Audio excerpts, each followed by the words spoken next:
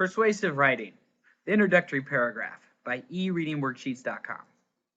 So the 5-paragraph essay looks something like this. Begins with the introductory paragraph, has 3 body paragraphs, each expressing a main point, and then ends with a concluding paragraph. Today we will be focusing entirely on the introductory paragraph. This is the only topic of this video, the introductory paragraph.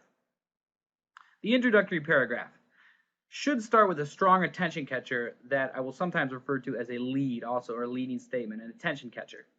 After that, it should clearly state your position in what we call a thesis statement, and then it should preview your 3 points or arguments.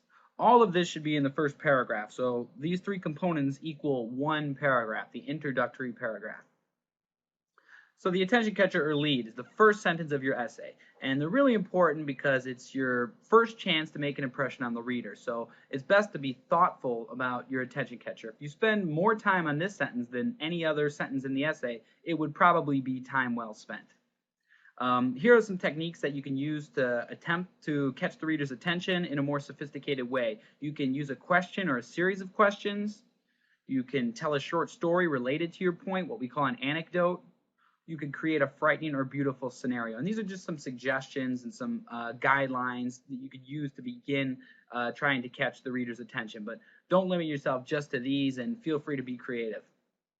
Now, a good attention catcher or lead will immediately begin persuading the reader. So it should not be an open-ended question, but one that's actually focused and has some element of persuasion to it. And I'll show you what I mean more so as we progress through this presentation. So one of the ways we can begin is by asking a question. There are some benefits to this in that it's easy to do. You can use it on any essay, whether it's timed or not. Also, questions force the reader to think. So people are conditioned when they hear questions to stop and consider them because often responses are expected.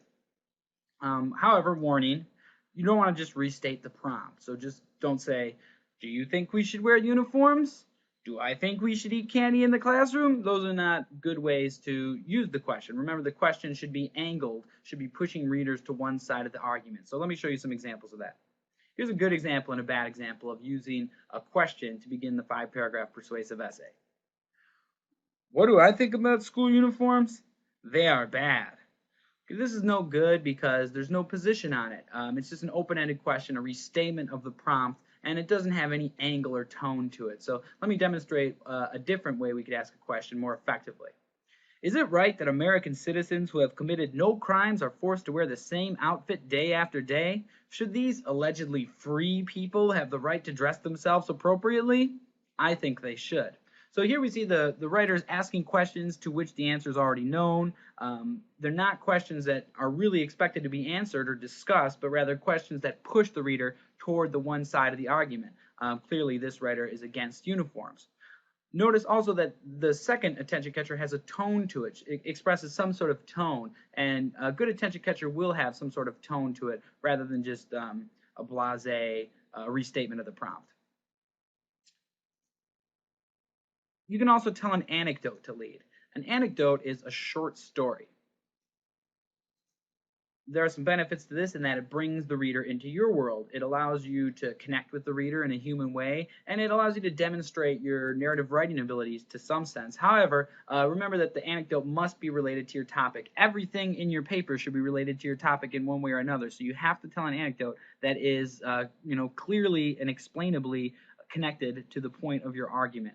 Also, you want to make sure it's pushing readers to one side, that it has an angle to it, and the side that you are arguing. Lastly, you want to make sure you don't get caught up in the telling of the story, because remember, you are writing a persuasive essay, not a narrative essay. So if you get too into the story, it extends beyond 3 or 4 sentences, the reader may believe that you're writing off mode, or that you're writing a narrative essay rather than a persuasive one. So keep it short and keep it connected to your topic in a clear and easily understandable way. Here's a good example of an anecdote. My older brother got jumped by gang members one day while walking home from the bus stop. He was hospitalized for a week due to his injuries. The reason? He was wearing a red shirt as part of his school uniform in an area that is controlled by a gang that wears blue.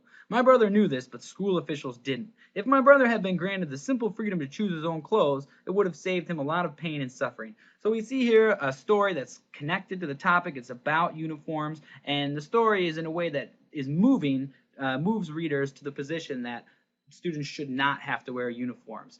So this would be a good example of how to begin a story, begin an essay with an anecdote. We can also begin with a scenario.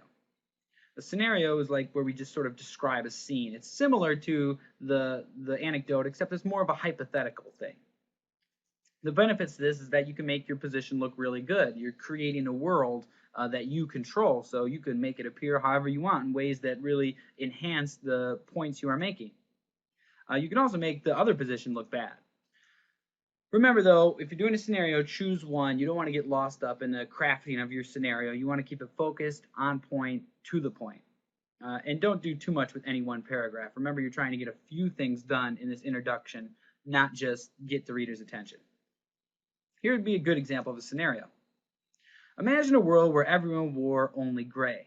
There were no colors on anyone's body, and people would be severely punished if they didn't comply. Is this a world that we want to work to create? Imagine a world where students could express themselves freely, and no, these are two separate ones. If they wanted to wear a harmless pin or hat expressing a political statement, they would be allowed to exercise their constitutional rights. Does this sound like a dream to you? Okay, so in each of these, I'm creating scenarios that are supposed to frame up my arguments, that sort of are worlds in which my arguments will be enhanced, where they complement the arguments that I'm going to be using in my essay. Additionally, notice that I'm ending my scenarios in questions, which are very similar to the first technique that I showed you, which brings me to my next point, that none of these techniques are really isolated only to themselves. Feel free as you begin writing and progressing in your writing style to combine them into different ways and to really extend the bounds of your thinking when it comes to catching the reader's attention. So, the introductory paragraph review. It's going to start with a strong attention catcher, which we covered. It's going to clearly state your position in what we call a thesis, and then it's going to preview your 3 points or arguments. Also, you could try to make a transitioning statement. And all of this should be in your first paragraph. So let's move on to the thesis. Stating your position, what we call the thesis. So after your attention catcher, you're going to clearly state your position in one sentence. For example, students should have to wear uniforms, or students should not have to wear uniforms. Often students think that the reader automatically understands what they're getting at based on their attention catcher or what have you, but it's really not the reader's job to infer what your thesis is. You want to make it very crystal and explicitly clear to them exactly what you're arguing. So it doesn't take much time after your attention catcher to just clearly state your position in one sentence, which we will call your thesis.